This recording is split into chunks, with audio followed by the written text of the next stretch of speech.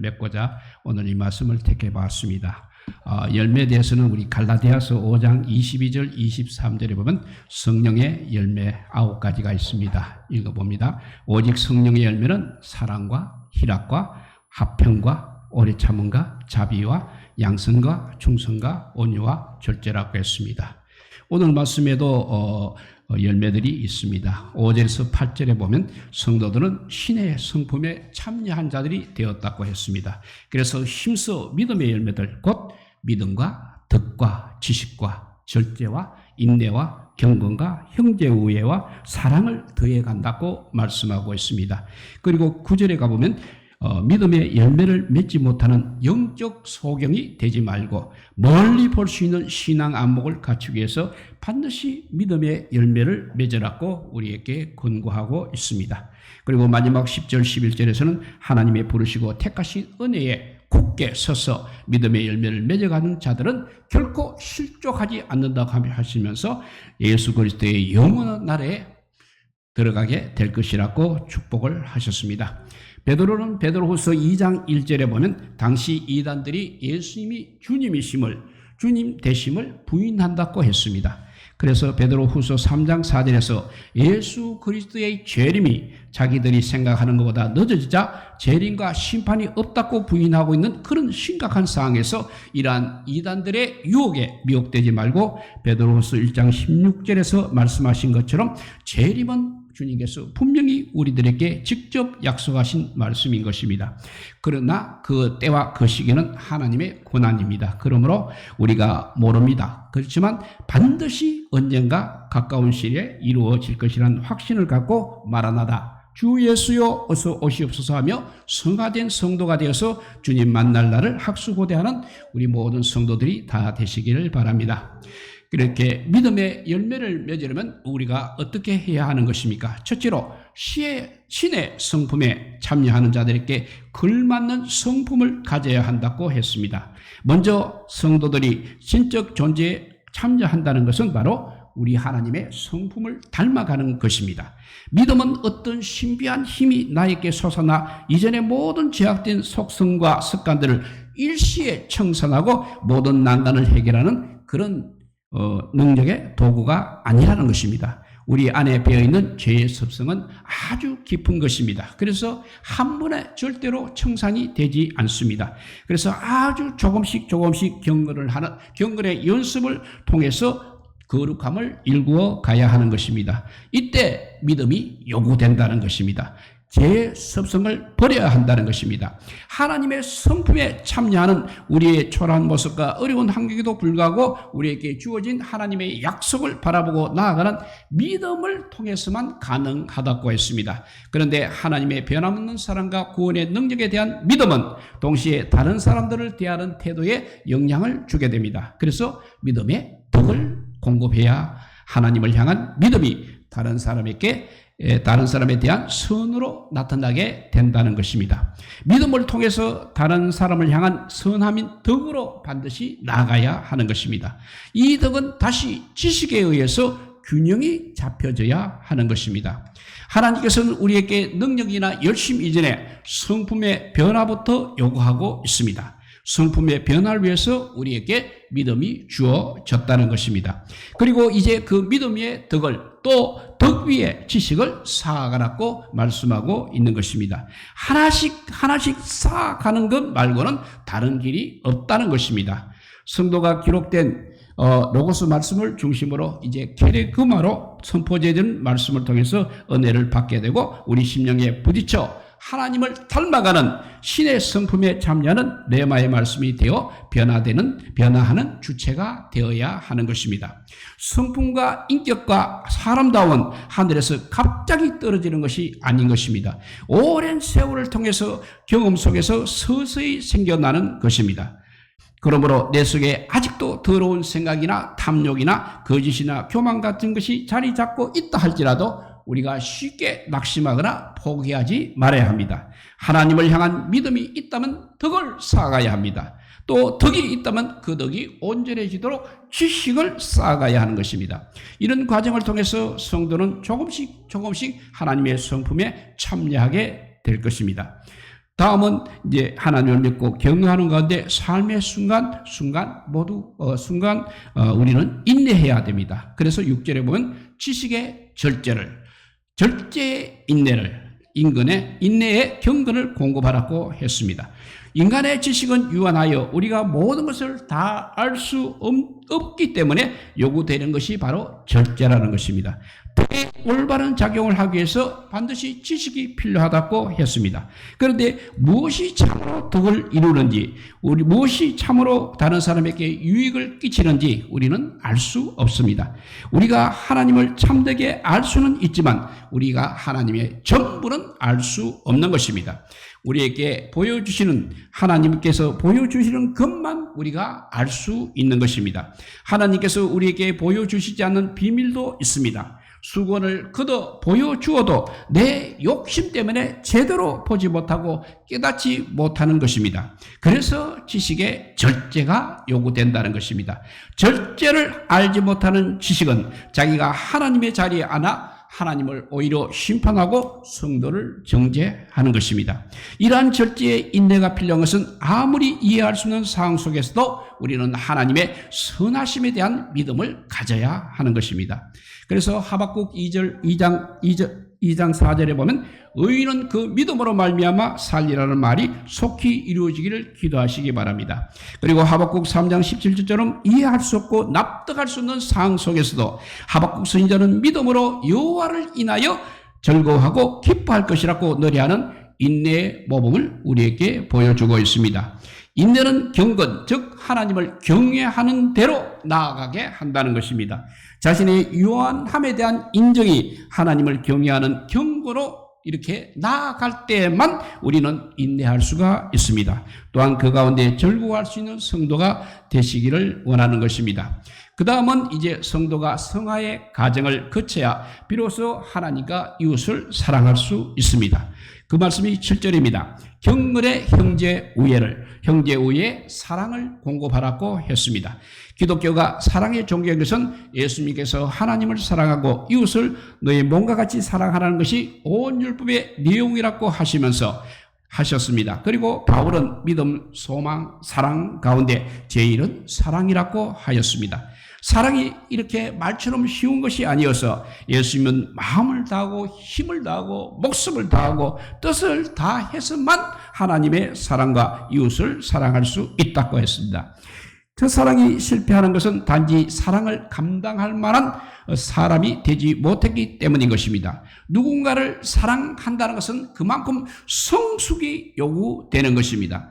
우리가 하나님을 사랑하기 위해서는 하나님이 먼저 우리를 사랑하셨다는 것을 믿어질 때 비로소 시작이 되는 것입니다. 그 믿음이 나를 향한 하나님의 덕스러움을 알게 합니다. 또 그 암이 또 나로 하여금 덕을 이루도록 재촉한다는 것입니다. 그 덕은 다시 지식으로 보충되어야 합니다. 그리고 다시 또 절제와 인내와 경건이 뒤따라야 하는 것입니다. 이 모든 과정을 우리 하나님께서 출발시키시고 하나님을 향한 우리의 사랑이 이 길을 걷게 하는 것입니다. 우리는 자주 실패하여 하나님이나 이웃 사랑보다도 오히려 이기적일 때가 너무나 많이 있는 것입니다. 그렇다고 포기하지 마시기 바랍니다. 이런 과정을 통해서 하나님의 넓고 깊은 사랑을 깨닫고 하나님과 이웃을 사랑하는 성도들이 되시기 바랍니다. 끝으로 8절에 보면 하나님을 향한 경외와 순종 없이는 영생도 없다고 했습니다. 우리가 누군가, 즉 어떤 인격적인 존재를 안다고 하는 것은 어떤 사실이나 사물을 아는 것과는 근본적으로 다른 면을 가지고 있습니다. 성도들이 예수님을 아는 것과 제자들이 생사고락을 함께하며 삶을 나누며 알게 된 암과는 차이가 있는 것입니다. 우리가 누구를 안다는 것은 정보와 사실을 안다는 것이 아니라 그와 인격적인 관계를 가지며 삶을 공유한다는 것을 말하고 있는 것입니다. 성도 여러분, 이런 인격적 관계로서 예수님을 알고 계십니까? 우리가 겨루고 열매를 맺는 자로서 예수님을 아는 데 이르는 길은 앞에 5절에서 7절의 요구사항을 따르며 살아가는 것입니다. 우리가 예수 그리스도를 안다는 것은 머리로 아는 것이 아니라 몸으로 알아야 한다는 것입니다. 예수님에 대한 지식이 몸에 배어 있고 믿음에서 시작하여 실천적인 삶이 항상 뒷받침되어야 하는 것입니다. 그래서 요한복음 3장 17절에는 보면 영생은 참 유일하신 하나님과 그를 보내신 자 예수 그리스도를 아는 것이라고 했습니다. 예수 그리스도를 알지 못하는 자는 절대 영생에 대해서도 알 수 없다는 것입니다. 우리 삶 가운데 믿음과 덕과 지식과 절제와 인내와 경건과 형제사랑과 하나님의 사랑이 나타나고 있습니까? 이런 것들이 우리에게 없다면 하나님과 상관없는 사람이 되어서 영생과도 역시 아무런 관련이 없게 되는 것입니다. 우리의 삶 속에서 하나님을 참으로 경외하는 증거를 보일 때 예수 그리스도를 아는 성도가 될 뿐 아니라 그리할 때 진정 예수 그리스도를 안다 하며 예수 그리스도를 아는 자가 곧 영생에 이르게 될 줄을 믿습니다. 그래서 믿음의 열매를 맺으면 첫째로 신의 성품에 참여하는 자에게 걸맞는 성품을 갖춰야 한다고 5절에서 8절에 말씀하고 있고 9절에 가서는 영적 소경이 되지 말고 멀리 볼 수 있는 안목을 지녀야 한다고 했습니다. 어리석은 사람의 가장 두드러진 특징은 앞에 있만 보고 크게 기뻐하거나 크게 낙심하고 있다는 것입니다. 우리는 인생을 멀리 보고 언제나 주님께로 돌아가야 하는 것입니다. 9절에 가서 보면 하나님의 뜻에 따라 사는 것에 대한 열매 없는 성도들이야말로 이런 어린아이와 같다고 말하고 있습니다. 하나님께서 우리를 구원하기 위해서 어떤 대가를 치르는지를 생각해 보아야 하는 것입니다. 하나님이 어떤 사랑으로 우리를 사랑하고 있는지 바로 알아야 하겠습니다. 우리가 미련하여 범죄하고 고통 가운데 있을 때 하나님께서 얼마나 우리를 염려하시는지를 바로 알아야 하는 것입니다. 우리는 아직 어리석고 배우는 과정에 있음을 겸손하게 인정하고 교만하거나 절망에 빠져서는 안 되는 것입니다. 우리 가운데 하나님의 성품을 닮아가는 작업을 시작하거나 진행시키지 못한 채 하나님께서 과연 나를 사랑하실까? 나는 정말 구원을 받을 것인가를 가지고 고민하게 됩니다. 이런 일이 생긴다는 것은 우리가 어리석어서 멀리 보지 못하기 때문인 것입니다. 우리는 하나님께서 기뻐하실 만한 선한 일을 항상 감당해야 합니다. 눈앞의 끝만 바라보는 어리석음을 떨쳐버려야 합니다. 멀리 십자가를 바라보시기 바랍니다. 멀리 하나님 나라에 들어갈 소망을 가지고 죄롭고 충성된 종으로서의 헌신하여 하나님께 기히 쓰임받는 성도들이 다 되시기를 축원합니다. 첫째로 시온의 성품에 참여하는 게 걸맞은 성품을 가지라고 5절에서 8절에 우리에게 말씀하고 있고 9절에는 영적 소경이 되지 말고 멀리 볼 수 있는 안목을 지니라고 했습니다. 마지막 10절 11절에서는 부르심에 합당하게 반드시 행하여서 하나님 나라를 유업으로 받아야 한다고 했습니다. 우리 기독교의 특징은 우리가 먼저 하나님을 찾아간 것이 아니라 하나님께서 먼저 우리를 찾아오셨다는 사실입니다. 우리가 먼저 하나님을 부른 것이 아니라 하나님께서 먼저 우리를 부르신 것입니다. 이렇게 하나님의 선택하심과 부르심은 우리의 반응을 요구하고 또한 그 부르심에 합당한 삶을 반드시 요구하고 있다는 것입니다. 우리는 주님의 절대 주권을 인정하고 모든 영광을 주님께 돌리는 그런 성도가 되어야 합니다. 이 땅에서 주님을 위한 고난을 받게 되면 주님께서 영광으로 반드시 보상해 줄 것입니다. 그 말이 한마디로 하면 no cross, no crown입니다. 크로스, 십자가 없으면 크라운, 멸류관도 없다는 것입니다. 먼저 이 땅에서 주게 되고 희생하고 남을 배려하고 희생하는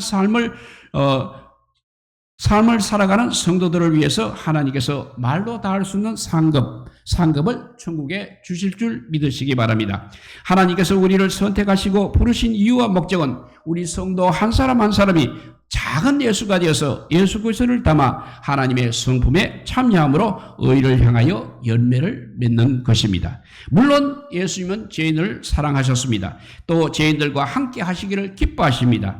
우리가 죄인이기에 사랑한 것이 아니라 죄인임에도 불구하고 사랑하신 것입니다. 이제 우리는 변화된 공동체입니다. 우리의 변화된 신분을 생각하지도 않고 죄인이라는 사실만 얽매여 의를 향하여 열매를 맺으려는 우리 인간의 모든 노력을 정지하거나 하나님의 은혜를 거부하거나 해서는 안 되는 것입니다. 예수님께서는 우리에게 기도를 가르쳐 주시면서 우리가 우리에게 죄 지은 자를 사하여 준 것 같이 우리 죄를 사하여 주시옵소서라고 가르쳐 주셨습니다. 1만 달란트 거금을 사람이 100데나리오 소액을 빚진 자를 용서하지 못한 사연을 인하여 다시 구속되고 자기 빚을 벌어서 갚아야 하는 경우를 말씀했습니다. 이미 우리가 용서받았다고 끝나는 것은 아니라는 것입니다. 예수님을 믿었으니 천국행 표를 사서 손에 쥔 것으로 그렇게 착각해서도 안 된다는 것입니다. 하나님은 거룩과 의를 향한 열매 맺음을 위해서 우리를 부르셨습니다. 이 부르심에 합당한 열매를 맺는 것이 바로 우리의 책임이라는 것입니다. 그런 열매들이 없다면 우리는 하나님의 부르심에 합당한 자가 될 수 없는 것입니다. 구원받은 성도는 형제를 사랑하고 용서하고 배려하고 받아들여야 합니다. 힘쓰고 애써서 하나님의 부르심을 헛것으로 만들지 마시기 바랍니다. 이제 말씀을 맺으려 합니다. 신앙의 열매를 맺으려면 우리는 어떻게 해야 한다고 했습니까? 첫째, 5절에서 8절에 보면 신의 성품에 참여하는 자께 걸맞는 성품을 갖춰야 합니다. 먼저 성도가 신적 존재에 참여한다는 것은 바로 하나님의 성품을 닮아가는 것입니다. 5절에 보면 하나님을 믿고 경외하는 가운데 삶의 모든 순간을 인내해야 한다고 했고, 그 다음은 성도가 성화의 과정을 거쳐야 비로소 하나님과 이웃을 사랑할 수 있다고 했습니다. 그리고 8절에 가서는 하나님을 향한 경외와 순종 없이는 영생이 없음도 알아야 한다고 했습니다. 그리고 두 번째 9절에 보면 영적 소극이 되지 말고 멀리 볼 수 있는 안목을 지녀야 한다고 했습니다. 그리고 10절에서 11절에 가서는 부르심에 반드시 우리가 합당하게 행하여야 합니다. 그래서 하나님 나라를 유업으로 받아야 하는 것입니다. 하나님께서 성도들에게 생명과 경건에 속한 모든 것을 보배롭고 지극히 큰 약속을 주신 목적은 성도들로 하여금 세상에 썩어질 부패한 생활을 피하여 신의 성품에 참여한 자로서 성결의 생활을 하려는 데 있음을 믿으시기 바랍니다. 그 성결의 3인 믿음을 바탕으로 해서 그 위에 덕과 지식과 절제와 인내와 형제우애와 사랑을 세워 나가는 줄 믿는 믿음의 성도들이 다 되어서 하나님 앞에 많은 열매를 맺어 마지막에 하나님 나라에 참여하시는 우리 모두가 되시기를 주님의 이름으로 축복드립니다. 기도하겠습니다. 사랑의 하나님 감사합니다. 아버지께서 우리를 사랑하여 주셔서 이 땅에 아버지 살게 하여 주시고 또 하나님을 아버지 주님으로 맞아들이게 하여 주셔서 믿음 생활하게 하여 주시는 감사하고 감사합니다. 앞으로 아버지 많은 어려움들이 우리 앞에 놓여 있음을 보고 불안해하거나 어려워하지 않고 주님을 의지하고 살아가게 하여 주시옵소서. 그래서 정말 믿음의 삶을 살아서 믿음의 열매들이 주렁주렁 열리는 우리 모두가 되게 하여 주시기를 간절히 빌고 원하올 때 이 모든 말씀 아무 공도 없으나 우리 구주 예수 그리스도 이름으로 기도드리옵나이다. 아멘.